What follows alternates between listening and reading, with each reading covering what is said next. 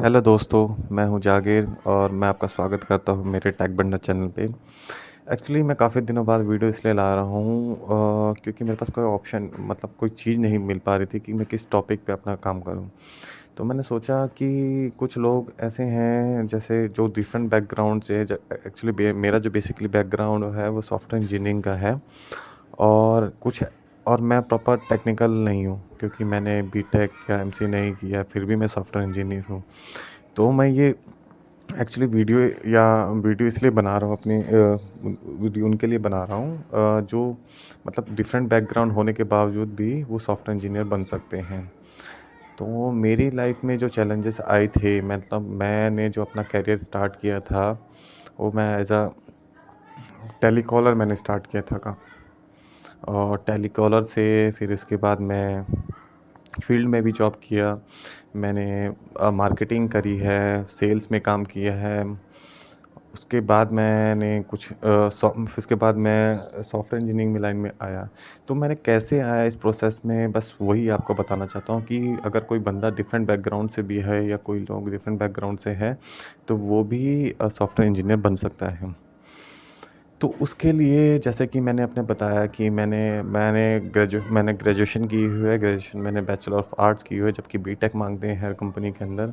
फिर भी मैं as a software engineer work कर रहा हूँ कंपनी में।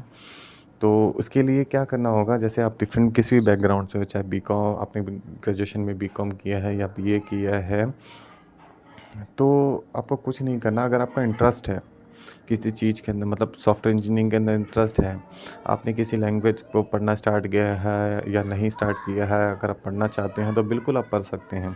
आप सबसे पहले सेल्फ स्टडी कीजिए, क्योंकि जैसे मैंने की थी सेल्फ स्टडी।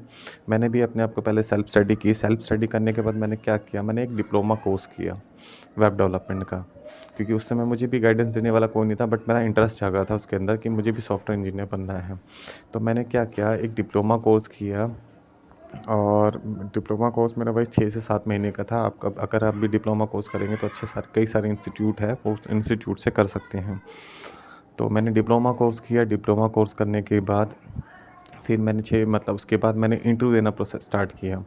तो इंटरव्यू जैसे देना स्टार्ट किया तो मैंने कई कंपनी में भी मतलब जो मेरा पर्सनल एक्सपीरियंस है मैं आपको वो बता रहा हूँ। मैं कई कंपनी में रिजेक्ट हुआ।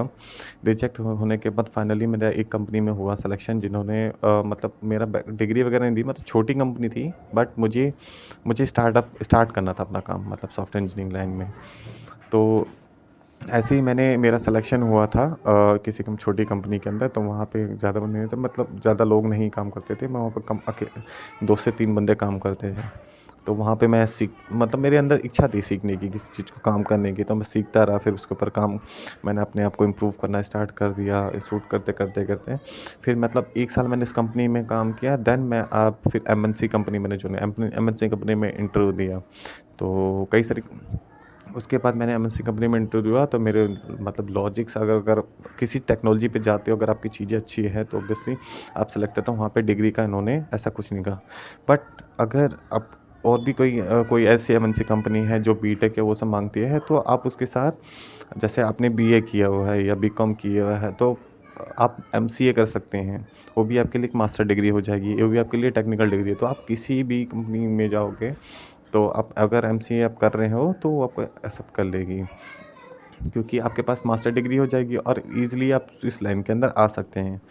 तो बस मेन मकसद यही था कि आप अगर मतलब डिफरेंट बैकग्राउंड से हैं तो आप फिर भी तब भी आप सॉफ्टवेयर इंजीनियर बन सकते हैं।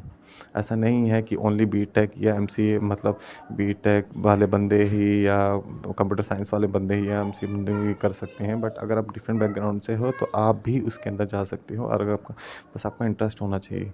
इस फील्ड में ये है कि आपको हमेशा एक सॉफ्टवेयर इंजीनियरिंग की लाइन में ये होता है, आपको पढ़ना भी पड़ता है और आपका इंटरेस्ट भी होना चाहिए, तभी आप इसके अंदर जा सकते हैं। तो अगर आप को कुछ और जानकारी चाहिए या किसी चीज़ की और जानकारी जानना चाहते हैं तो बिल्कुल मुझे बताइएगा इसके बारे में, ताकि मैं उसके ऊपर आपका बता सकूँ।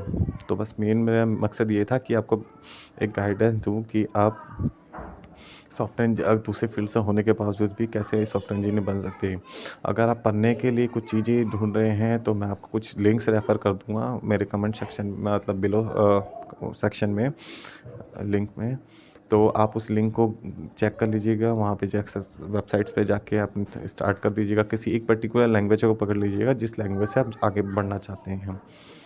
और सो बस यही बताना चाहता था। अगर कोई क्वेरी है या कुछ क्वेश्चन है तो आप बिल्कुल मुझसे पूछ सकते हैं। Thank you everyone.